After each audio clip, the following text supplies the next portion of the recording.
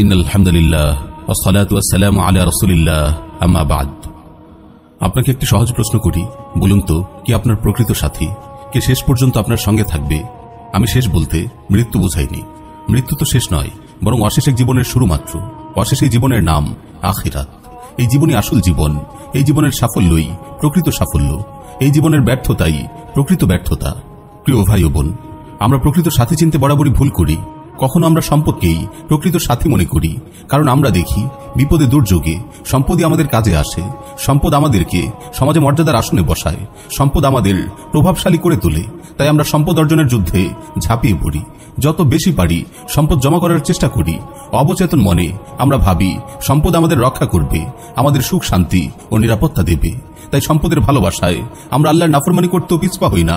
সম্পদ উপার্জনের জন্য মিথ্যা, চুরি, জুলুম, দুর্নীতি এমন কোন অপকর্ম নেই যা মানুষ করে না। নাউযু বিল্লাহি মিন যালিক।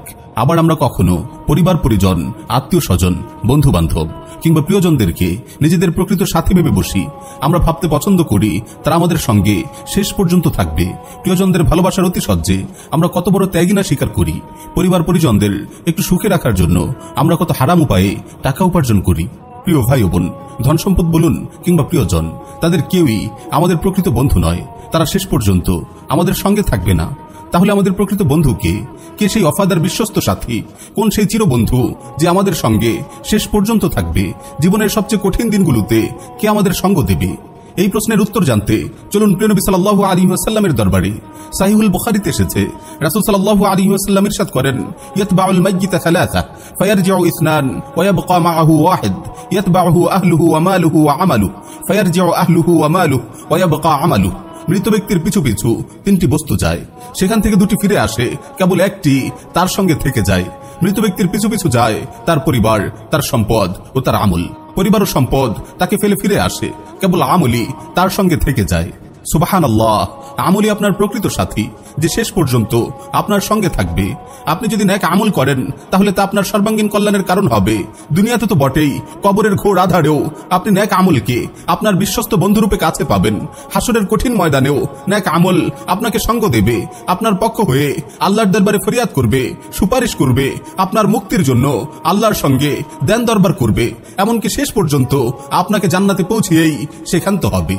মুসনাদ আহমদে বর্ণিত একটি সহিহ হাদিস এসেছে, রাসূল সাল্লাল্লাহু আলাইহি ওয়াসাল্লাম ইরশাদ করেন, আপনি যদি নেককার মুমিন হন তাহলে মুনকার নাকিরের প্রশ্নোত্তর পর্ব শেষ হওয়ার পর আপনার কাছে সুন্দর পোশাক পরা চমৎকার সুদর্শন এক ব্যক্তি আসবে।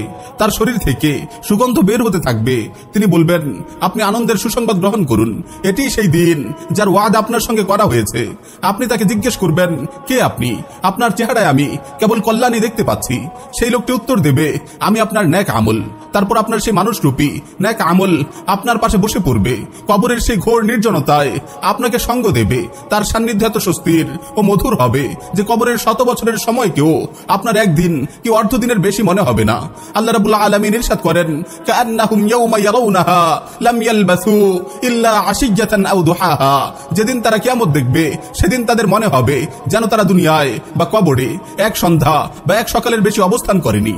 মুসনাদ আহমদ, মুস্তাদরাক হাকিম সহ আর অনেক হাদিস গ্রন্থে বর্ণিত একটি সহিহ হাদিস এসেছে, রাসূল সাল্লাল্লাহু আলাইহি ওয়াসাল্লাম ইরশাদ করেন, আস-সিয়াম ওয়াল কুরআনু ইয়াশফাআনি লিল আবদি ইয়াওমাল কিয়ামাহ ইয়াকুলু সিয়াম আয় রাব্বি মানা'তুহু আত-তা'আমা ওয়াশ-শাহওয়াতি বিন-নাহার ফাশফি'নি ফীহি ওয়া ইয়াকুলু আল-কুরআন মানা'তুহু আন-নাওমা বিল-লাইল ফাশফি'নি ফীহি ক্বালা ফায়ুশফা'আন। সাওম কুরআন কিয়ামতের দিন বান্দার জন্য সুপারিশ করবে। সাওম বলবে, হে আমার রব, আমি তাকে দিনের বেলায় পানাহার করতে ও জৈবিক চাহিদা মেটাতে দেইনি, তার ব্যাপারে আমার সুপারিশ কবুল করুন। কুরআন বলবে, আমি তাকে রাতে ঘুমাতে দেইনি, তার ব্যাপারে আমার সুপারিশ কবুল করুন। তাদের উভয়ের সুপারিশই কবুল করা হবে। পক্ষান্তরে আপনি যদি বদ আমল করেন তাহলে দুনিয়াতে তো বটেই, কবরে চলে গেলেও সে আপনার পিছু ছাড়বে না। এমনকি হাসরে, মিজানে, পুলসিরাতে সে আপনার পেছনে লেগেই থাকবে। আপনাকে জাহান্নামে না পৌঁছিয়ে সে ক্ষান্ত হবে না। মুসনাদ আহমদে বর্ণিত উপরোক্ত হাদিস এসেছে, মুনকার নাকিরের প্রশ্নোত্তর পর্ব শেষ হওয়ার পর একজন বিভৎস চেহারার 20টি কাপড় পরা লোক মৃত ব্যক্তির কাছে আসবে। তার শরীর থেকে মারাত্মক দুর্গন্ধ বের হতে থাকবে।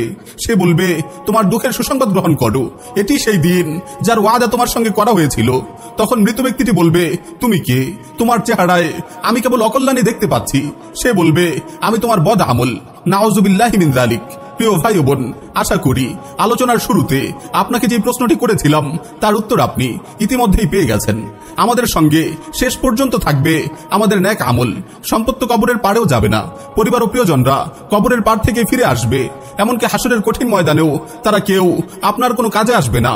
কুরআন কত সুন্দরভাবেই না বিষয়টি ফুটিয়ে তুলেছে।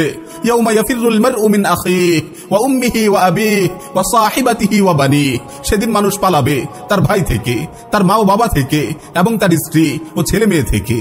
বন্ধু বান্ধবদের ব্যাপারে কুরআন জানাচ্ছে, আল আখিল্লাউ ইয়াউমাইযিন বা'দুহুম লিবা'দিন আদু ইল্লাল মুত্তাকিন। বন্ধুরা সেদিন একে অপরের শত্রু হবে, তবে মুত্তাকিরা নয়। প্রিয় ভাই ও বোন, এখনো কি সময় হয়নি আপনার প্রকৃত বন্ধু চেনার?